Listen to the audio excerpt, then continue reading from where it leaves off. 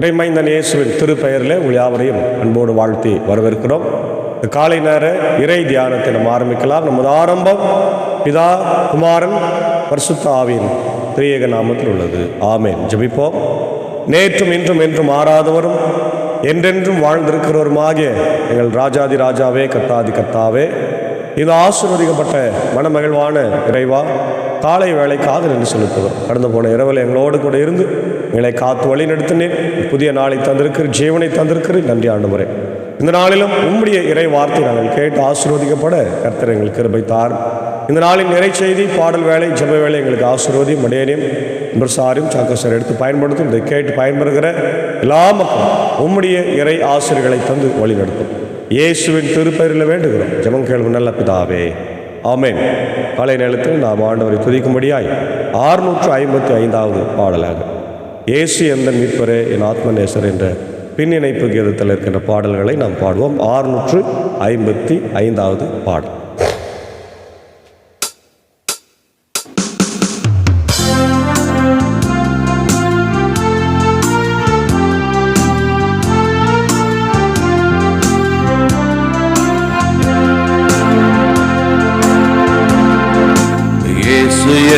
மீட்பரே என் ஆத்மநேசரே, இயேசு எந்த ஆண்டவர் நல்லன்பு கொண்டவர்.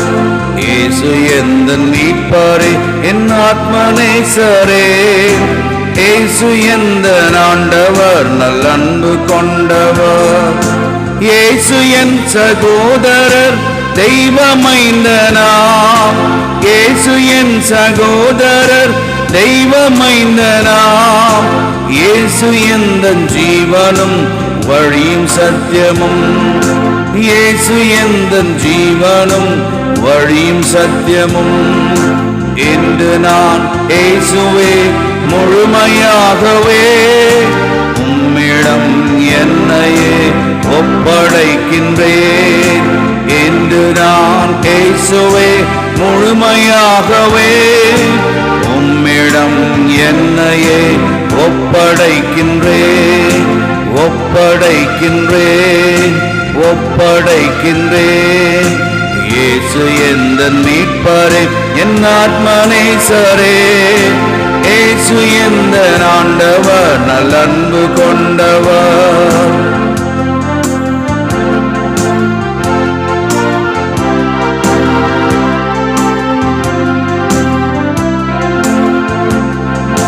இயேசு ஒருவர் மாத்திரம் என் துணையிருப்பவர், இயேசு ஒருவர் மாத்திரம் என் தெய்வமானவர். இயேசு ஒருவர் மாத்திரம் என் துணையிருப்பவர், இயேசு ஒருவர் மாத்திரம் என் தெய்வமானவர். இயேசுவே நிரப்பும் என்னை உமது அருளினார், இயேசுவே நிரப்பும் என்னை உமது அருளினார். இயேசுவே நடத்தும் என்னை உமது பாதையில், இயேசுவே நடத்தும் என்னை உமது பாதையில். இயேசுவே ஆளும் என்னை உமது அன்பினார், இயேசுவே வாழும் என்னில் நித்திய காலமாய். இயேசுவே ஆளும் என்னை உமது அன்பினார், இயேசுவே வாழும் என்னில் நித்திய காலமாய், நித்திய காலமாய், நித்திய காலமாய். இயேசு எந்தன் மீட்பரே என் ஆத்மநேசரே, இயேசு எந்தன் ஆண்டவர் நல்லன்பு கொண்டவர். இயேசு எந்தன் மீட்பரே என் ஆத்மநேசரே, இயேசு எந்தன் ஆண்டவர் நல்லன்பு கொண்டவர். இயேசு என் சகோதரர் தெய்வமைந்தனாம், இயேசு என் சகோதரர் தெய்வமைந்தனாம். இயேசு எந்தன் ஜீவனும் வழியும் சத்தியமும், இயேசு எந்தன் ஜீவனும் வழியும் சத்தியமும். இன்று நான் இயேசுவே முழுமையாகவே உம்மிடம் என்னையே ஒப்படைக்கின்றேன் என்று நான் இயேசுவே உண்மையாகவே உம்மிடம் என்னையே ஒப்படைக்கின்றேன் ஒப்படைக்கின்றேன் ஒப்படைக்கின்றேன் ஒப்படைக்கின்றேன்.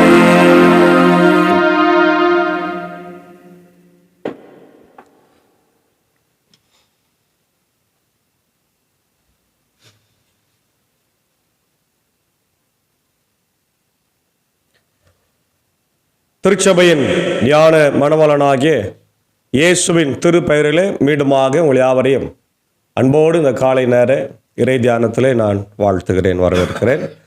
இந்த நாளிலும் நாம் வாசித்து தியானிக்கும்படியாக தெரிந்து கொண்ட கடவுளுடைய வார்த்தை அது திருவெளிப்பாடு. வெளிப்படுத்தின விசேஷம் 19ஆம் அதிகாரம் 5 முதல் 9 வசனங்களில் இருக்கின்ற வார்த்தைகள். ஆட்டுக்குட்டியின் திருமண விருந்து, ஆட்டுக்குட்டியின் திருமண விருந்து. திருமண விருந்து என்று சொன்னாலே அது மிகவும் விமர்சையாகவும் சிறப்பாகவும் இருக்கும் என்பதை நாம் பார்த்திருக்கிறோம். இங்கே ஆண்டவருடைய திருமண விருந்து என்று சொல்லும்போது அது மிக சிறப்பாக இருக்கும் இல்லையா? எல்லா திருமணத்தை விட மிக சிறப்பானதாக இருக்கும். சமீபத்தில் கூட நிறைய பணக்காரர்களுடைய திருமணத்தை நாம் பார்த்தோம். நிறைய பணத்தை செலவு செய்து வருகிறவர்களுக்கெல்லாம் திருமணம் நடத்துகின்ற வீட்டுக்காரு பரிசு கொடுத்ததை நாம் பார்க்குறோம், கோடிக்கணக்கில். அப்போ நிறைய பணம் கொட்டி கிடக்கிறது அவங்க செய்கிறாங்க. இங்கே ஆட்டுக்குட்டியானவராகிய இயேசு தமது மனைவியாகிய திருச்சபையை மணந்து கொள்ள, மீட்டு கொள்ள, மீண்டும் பரலோக வாழ்க்கையிலே சேர்த்து கொள்ள அவர் வருகிறார். அல்லேலூயா. அதுதான் இந்த திருவெளிப்பாட்டினுடைய மிக முக்கியமான செய்தியாக the wedding of the lamb என்று நம்ம பார்க்கிறோம். This passage is a celebration of the ultimate union between the Christ, the lamb, and his bride, the church. lamb என்று சொன்னால் கிரைஸ்ட் இல்லையா? மணவாட்டி, பிரைட், திருச்சபை. The wedding metaphor represents the culmination of God's plan to redeem humanity. மனித குலத்தை மீட்கும்படியாக இயேசு அவர் மணமகனாய் வந்து நம்மை மீட்டுக் கொள்ளுகிறார். அதான் நீங்க நம்ம பார்க்கிறோம். அரியணையிலிருந்து எழுந்த ஒரு குரல், கடவுளின் பணியாளர்களே, அவருக்கு அஞ்சி நடப்பவர்களே, சிறியோர்களே, பெரியோர்களே, நீங்கள் அனைவரும் நம் கடவுளை புகழுங்கள் என்று ஒலித்தது. முதல்ல கடவுளை புகழ சொல்ல ஒரு அழைப்பு வருகிறது. பிரைஸ் காட், ஹல்லேலூயா, கர்த்தருக்கு ஸ்தோத்திரம். பரலோகத்தில் எப்பொழுதுமே இயேசுவை பரிசுத்தர் பரிசுத்தர் பரிசுத்தர் என்று போற்றக்கூடிய அந்த அருமையான நிகழ்வு நம்முடைய கண்களுக்கு முன்பாக இருக்கிறது. ஏசாயா 6ஆம் அதிகாரத்தில் நம்ம பார்க்குறோம். அங்கே வான தூதர்களும் தேவ தூதர்களும் சேராபீன்களும் கேராபீன்களும் கேருபீன்களும் இணைந்து இயேசுவை, கடவுளை பரிசுத்தர் பரிசுத்தர் என்று போற்றி கொண்டிருக்கின்ற மக்களாக அங்கே இருக்கின்றார்கள். இப்போ ஆண்டவர் நித்தமும் போற்றக்கூடியவர். அதனால்தான் அவரை நாம் துதித்து பாடுகின்றோம். மட்டுமல்ல, அவரை புகழ வேண்டும். அதான் சொல்றார், அவருக்கு அஞ்சி நடப்பவர்களே, சிறியோர்களே, பெரியோர்களே, சின்ன பிள்ளைங்களே, பெரியோர்களே, நீங்க என்ன பண்ணுங்க, ஆண்டவரை புகழுங்கள். அடுத்தது சொல்றாரு, பின்னர் பெரும் திரளான மக்களின் கூச்சல் போலும், பெரும் வெள்ளத்தில் இரைச்சல் போலும், பேரிடி முழக்கம் போலும் எழுந்த பேரொளியை கேட்டேன். இல்லையா? ஒரு பெரிய சத்தம் கேட்குது. நிறைய மக்கள் கூட்டம் சேர்ந்தா ஒரு மாதிரி கேட்கும் இல்லையா? இந்த பஜார்லலாம் போனோம்னா ஒரு மாதிரி சலன்னு மக்கள் பேசுறதெல்லாம் கேட்கும். அதே போல இரைச்சல், தண்ணீர், பெரிய ஒரு அருவி கொட்டுதுன்னா அது ஒரு பெரிய சத்தமா இருக்கும். அது போல ஒரு சத்தம் கேட்குது. என்ன அந்த சத்தம்னா, அல்லேலூயா, நம் கடவுளாகிய ஆண்டவர் எல்லாம் வல்லவர். அல்லேலூயா, அவர் வல்லவர். Is mighty God, almighty God. அவரை போற்றி புகழ்வோம், ஏனெனில் ஆட்டுக்குட்டியின் திருமண விழா வந்துவிட்டது. இல்லையா? ஆட்டுக்குட்டியின் திருமண விழா வந்துவிட்டது. மணமகளும் விழாவுக்கு ஆயத்தமாக இருக்கிறார். ஆட்டுக்குட்டி தயாரா இருக்கிறது. ஆட்டுக்குட்டி இயேசு கிறிஸ்து. அப்போ மணமகள் திருச்சபை. மணமகள் அணியுமாறு பளபளமான தூய்மையான விலை உயர்ந்த மெல்லிய ஆடையும் அதே நேரத்தில் அவருக்கு அளிக்கப்பட்டது. அந்த ஆடை இறை மக்களின் நீதி செயல்களே. அந்த வானதூதர் என்னிடம் ஆட்டுக்குட்டியின் திருமண விருந்துக்கு அழைப்பு பெற்றோர், பேறு பெற்றோர் என எழுது என்று கூறினார். தொடர்ந்து இவை கடவுளின் உண்மையுள்ள சொற்கள் என்று சொன்னார். நான் வானதூதரை வணங்கும் பொருட்டு அவரது காலடியில் விழுந்தேன். ஆனால் அவரோ என்னிடம், வேண்டாம், இயேசுவுக்கு சான்று பகர்ந்த உனக்கும் உன் உடன்பிறப்புகளுக்கும் நான் உடன் பணியாளனே, கடவுளை மட்டுமே நீ வணங்க வேண்டும் என்றார். ஏனெனில் இயேசு பகர்ந்த சான்றே இறைவாக்குகளுக்கு உயிர் மூச்சு என்று அர்த்தம். அன்பான தேவனுடைய பிள்ளைகளே, பரலோகத்திலிருந்து ஆண்டவர் இறங்கி வராரு. இங்க வெட்டிங் தயாரா இருக்குது. Invitation to the wedding supper இல்லையா? தேவதூதன் சொல்றார், திருமண விழா ஆயத்தமா இருக்கிறது, மணமகள் ஆயத்தமா இருக்கிறாங்க, மணமகள் அழகாக ஜோடிக்கப்பட்டிருக்கிறாங்க. இன்னைக்கு நிறைய நம்ம பார்க்குறோம், பிரைட்ஸ் அந்த டெக்கரேஷன்ஸ் எல்லாம் ரொம்ப அழகாக அவங்கள டெக்கரேட் பண்ணி கொண்டு வந்து மணமகனுக்கு அன்பளிப்பாக அழைக்கிறத நம்ம பார்க்குறோம். அதே போல் திருச்சபை அங்கே இருக்க வேண்டுமா? எப்படின்னா நீதி செயல்களாலே அது காக்கப்பட வேண்டும். அல்லேலூயா. நம்முடைய செயல்கள் நீதி உள்ளதா இருந்தால் அது நமக்கு ஆடையா இருக்கும். The true words of God, true words, கடவுள் அது உண்மையுள்ள ஒரு வார்த்தை என்று சொல்லுகிறார். இப்போ என்னென்ன 3-4 பாயிண்ட் இந்த செர்மன்ல நம்ம பார்க்க போகிறது என்னன்னா, the ultimate union between Christ and his church. திருச்சபைக்கும் ஆண்டவருக்கும் உள்ள உறவு அது எப்படி இருக்கிறதுனா, எபேசியர் 5ஆம் அதிகாரத்தில் நம்ம பார்க்குறோம் இல்லையா? மனைவிகளே உங்கள் புருஷருக்கு எல்லாவற்றிலும் கீழ்ப்படியுங்கள், புருஷர்களே உங்கள் மனைவிகளில் அன்பு கூறுங்கள், ஒருவரை ஒருவர் ஏற்றுக்கொண்டு நேசியுங்கள் என்று சொல்லப்பட்டிருக்கிறது. 2வது, பரிசுத்தமாய் வாழணும். கரைதிரை அற்ற ஒரு மனைவியாக. புருஷன் தூரத்தில் இருக்கிறாரு, ஆண்டவர் வரப்போறான்னு நினைத்து கொண்டு எப்பொழுதாலும் வந்து அவர் கதவை தட்டலாம். அதனால நம்முடைய வாழ்க்கையை இஷ்டமா வாழ்றது இல்லை, நம்ம சிறப்பாக ஆண்டவருக்கு பிரியமாய் வாழ்ற வாழ்க்கை, பரிசுத்தமான வாழ்க்கை, கற்பனைகளுக்கு உகந்து கீழ்ப்படிந்து வாழுகிற வாழ்க்கை தான் தூய்மையான வாழ்க்கை. மணமகனாகி இயேசுவுக்கு இந்த திருச்சபை எப்பொழுதும் ஆயத்தமா இருக்கும், பரிசுத்தமா இருக்கும். 2வது, the importance of spiritual preparation and purification. அதான் நான் சொன்ன மாதிரி ஆண்டவருடைய வருகைக்காக ஆயத்தமா இருக்கும், ஆவிக்குரிய ஆயத்தம், விழிப்பா இருக்கணும். இதுவரையில் ஆண்டவர் சொன்னதெல்லாம் இப்போ நிறைவேறுது இல்லையா?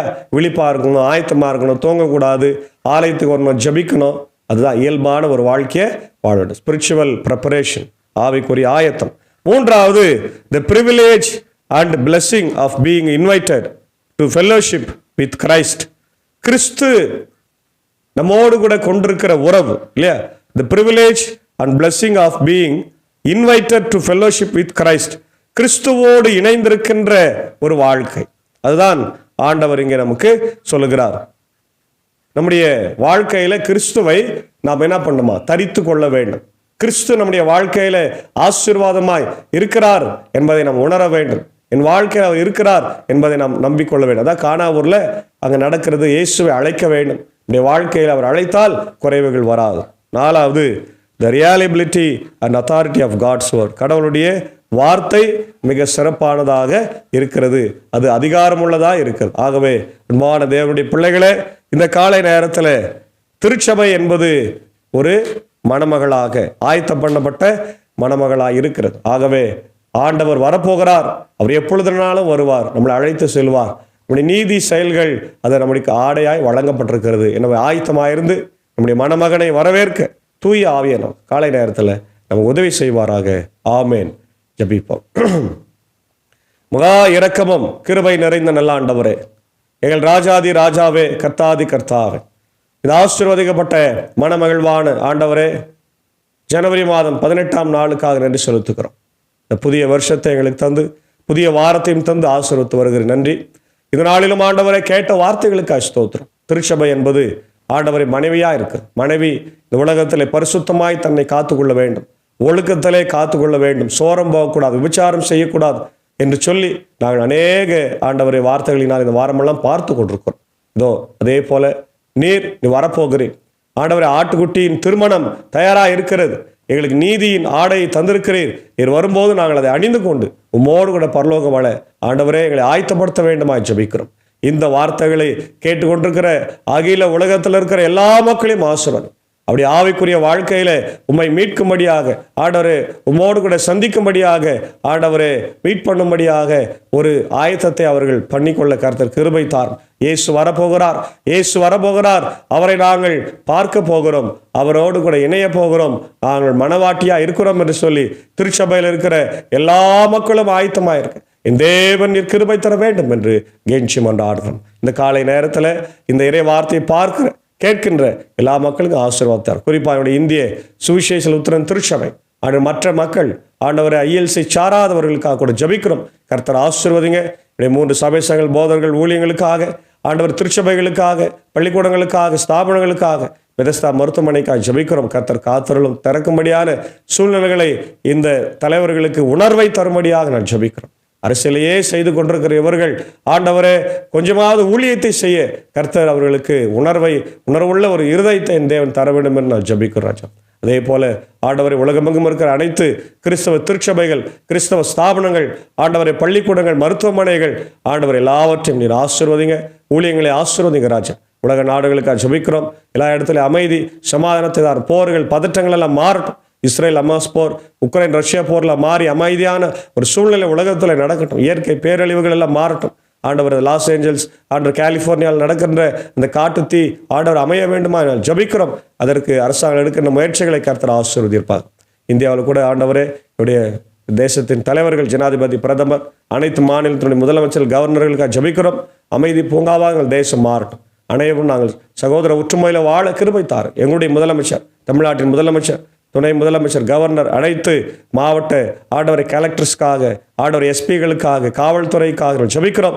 ஆண்டவரை சமாதானத்தின் முறையில் தேசத்தை வழிநடத்த கிருபை தார். குறிப்பாய் அடியேன் பணியாற்றி கொண்டிருக்கிற பாப்பனப்பள்ளி போதவர்த்தருக்காக ஜபிக்கிறோம். பாப்பனப்பள்ளி திருச்சபை ஆசீர்வதிங்க. கட்டுமான பணிகளுக்கு ஆயத்தமாக இருக்கிறோம். இந்த காணொலியில் வழியாய் பார்க்கிற அநேக மக்கள் அதற்காக ஜபிக்கவும் ஆண்டவரை காணிக்கையால் தாங்கவும் கர்த்தர் கிருபை தார். இந்த ஊழியத்தில் எங்களோடு இருக்கிற இப்படி அன்பர் சாரியம் ஆண்டவரே, அவருடைய ஏஞ்சக்காவை அன்பான பிள்ளைகள் மாத்தல் மரியாதை ஆசீர்வதிங்க. குடும்பத்தை ரத்த கோட்டைகளாய் ஆண்டவர் மறைத்து கொண்டு வழிநடத்து.